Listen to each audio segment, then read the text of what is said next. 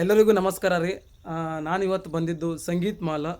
Almost ಎಲ್ಲರಿಗೂ ಗೊತ್ತು ಸಂಗೀತ್ mall ಏನು ಎಂತ ಅಂತ.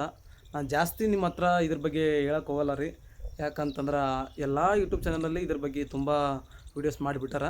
ನಾನು ಬಂದಿದ್ದ ಕಾರಣ ಏನು, ಇಲ್ಲಿ ಏನಾಯಿತು, ಏನಿತ್ತು, ಏನಿಲ್ಲ ಅನ್ನೋದು ಅಷ್ಟೇ ಸ್ವಲ್ಪ ಮಟ್ಟಿಗೆ ನಿಮ್ಗೆ ಹೇಳಿ ವಿಡಿಯೋನ ಕ್ಲೋಸ್ ಮಾಡ್ತೀನಿ. ಇದು ಬಿಜಾಪುರದಲ್ಲಿ ಬರುವಂಥ ಒಂದು ಸಂಗೀತ್ ಮಾಲ್.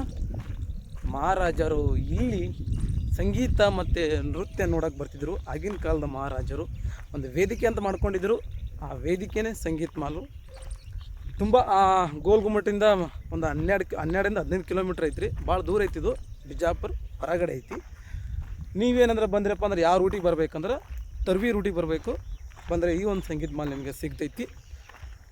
ಇಷ್ಟೊಂದು ದೊಡ್ಡದಾಗಿರುವಂಥ ಸಂಗೀತ್ ಮಾಲು ವೇದಿಕೆ ಮಾತ್ರ ಅದ್ಭುತವಾಗಿರ್ಬೋದೇನೋ ಆಗಿನ ಕಾಲದಲ್ಲಿ. ಬಟ್ ಎಲ್ಲ ಬಿದ್ದೋಗೈತೆ ರೀ, ಏನೂ ಉಳಿದಿಲ್ಲ. ಆಯಿತು, ಇದಕ್ಕೆ ಇವೆಲ್ಲ ನೋಡ್ತಿರಲ್ಲ, ಭಾಳ ಹುಲ್ಲುಗಳೆಲ್ಲ ಬೆಳೆದಿದ್ದು. ಸೊ ಸುಟ್ಟಾರೆ. ಇನ್ನು ಇದನ್ನು ಸರ್ಕಾರ ಏನು ಮಾಡಬೇಕಂದ್ರೆ ಎಷ್ಟು ಜಾಗನ ಚಲೋತ್ನಾಗ ಗಾರ್ಡನ್ ಮಾಡಿ ಗಿಡಗಳು ಹಚ್ಚಾರ. ಇನ್ನೂ ಅದ್ಭುತವಾಗಿ ಕಾಣ್ತದೆ ಈ ಸಂಗೀತ್ ಮಾಲ್. ಬಟ್ ಇಷ್ಟು ಜಾಗ ಏನಿದೇನೈತಲ್ಲ, ಯಾರೂ ತಲೆ ಕೆಡಿಸ್ಕೋತಾ ಇಲ್ಲ. ಸರ್ಕಾರ ತಲೆ ಕೆಡಿಸ್ಕೋತಾ ಇಲ್ಲ. ನನ್ನ ಒಪಿನಿಯನ್ ಏನಪ್ಪ ಅಂದ್ರೆ, ಇಷ್ಟು ಜಾಗನ ಚಲೋ ಗಾರ್ಡನ್ ಮಾಡಿ ಚಲೋ ಗಿಡಗಳು ಹಚ್ಚಿದ್ರೆ ಇದೊಂದು ಸಂಗೀತ ಮಾಲ್ ಅದ್ಭುತವಾಗಿ ಕಾಣ್ತೈತಿ. ಎಲ್ಲರೂ ಇಲ್ಲಿ ಬರ್ಬೋದು. ಎಲ್ಲರೂ ಇಲ್ಲೇನ ಒಂದು ಸೌಂದರ್ಯ, ಪ್ರಕೃತಿ ಸೌಂದರ್ಯನ ಅನುಭವಿಸ್ಬೋದು. ನಾನು ಏನಾದರೂ ಸೇವ್ ಮಾಡೋದು ಗ್ಯಾರಂಟಿ ಮಾಡ್ತೀನಿ ನಾವು.